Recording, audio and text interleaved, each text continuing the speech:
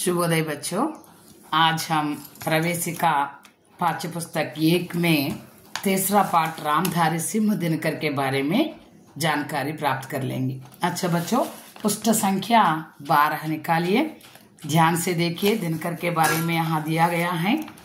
रामधारी सिंह दिनकर।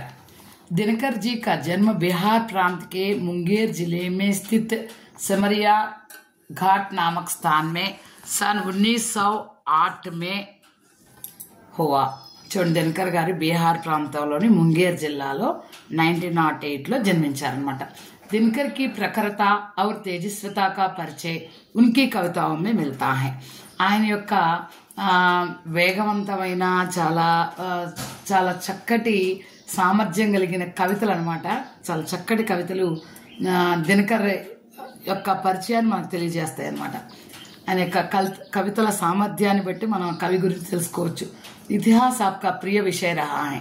చరిత్ర అనేది వారి యొక్క చాలా ఇష్టమైన విషయం అన్నమాట। अतः भारत के अतीत की गरिमा का स्मरण दिलाकर वर्तमान के साथ उसकी तुलना करते हुए हमारे पतन पर कविवर आठ आंसू रोए हैं। భారత్ కే అతీత్ కి గరిమా కా స్మరణ దిలాకర్, మనకి భారతదేశం పూర్వ భారతదేశపు వైభవాన్ని మనకి గుర్తు చేస్తూ దాన్ని ప్రస్తుత భారతదేశానికి పోలుస్తూ కవివర్యుడు విలపిస్తూ ఉంటాడు అన్నమాట। ఆటాంసు 8 కన్నీళ్లు రోయే అంటే బాగా ఎక్కి దాని గురించి బాగా బాధపడుతూ ఉంటారని। రాష్ట్ర का स्वर आपकी कविताओं में जैसा मुखरित हुआ है वह अन्यत्र दुर्लभ है। రాష్ట్ర का स्वर దేశం గురించిన కంఠం ఆయన కవితల్లో ఎలా చక్కగా ప్రస్ఫుటించబడుతుందో అది ఏ కవితల్లోనూ మనకి లభించదు। దినకర్ కి కవిత में ఓజ్ और तेज पढ़ते ही बनते हैं।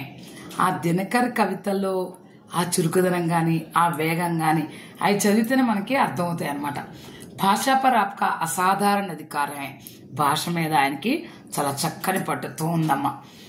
आपने युद्ध और शांति की समस्या को लेकर चिंतन प्रधान प्रबंध काव्य का प्रणयन किया है जो कुरुक्षेत्र नाम से विख्यात है। యుద్ధము మరియు శాంతి అనే దాని మీద ఆయన కురుక్షేత్రం అనే ఒక కావ్యాన్ని ప్రబంధ కావ్యాన్ని రాసేశారనమాట। ఎవరు? రామధారి సింహ్ दिनकर की प्रमुख रचना है कुरुक्षेत्र। आपके अन्य प्रबंध काव्यों में रश्मिरथी और उर्वशी उल्लेखनीय है। ఇంకా మిగిలిన కావ్యాల్లో రశ్మిరథి ఉర్వశి ఇవి కూడా చాలా ప్రసిద్ధి చెందినవి। आप संसद के सदस्य तथा भागलपुर विश्वविद्यालय के कुलपति भी रह चुके हैं। ఈయన పార్లమెంట్ సభ్యులుగా ఉన్నారు, తర్వాత భాగల్పూర్ విశ్వవిద్యాలయానికి ఉపకులపతిగా కూడా ఉన్నారన్నమాట। आपकी राष्ट्रीय भावना प्रधान कविताओं में हिमालय, नई दिल्ली, नेताजी, विपदगा, समधेनी, सामधेनी, नील कुसुम, रसवंती, द्वंद्व गीत, इतिहास के आंसू आदि प्रसिद्ध हैं। ఇవన్నీ కూడా ఈయన యొక్క ప్రసిద్ధమైన రచనలు। संस्कृत के 4 अध्याय, मिट्टी की ओर, अर्धनारीश्वर आदि आपके गद्य ग्रंथ हैं। ఇవన్నీ కూడా ఈయన గద్య భాగానికి చెందిన గ్రంథాలు అన్నమాట।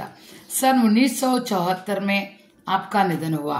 1908 में उनका जन्म हुआ और 1974 में वे परलोक सिधारे, माने इसकी मृत्यु हो गई అంటే इसका निधन हो गया, స్వర్గస్థులయ్యారన్నమాట ఇప్పుడు 1974 లో। अच्छा बच्चों, धन्यवाद।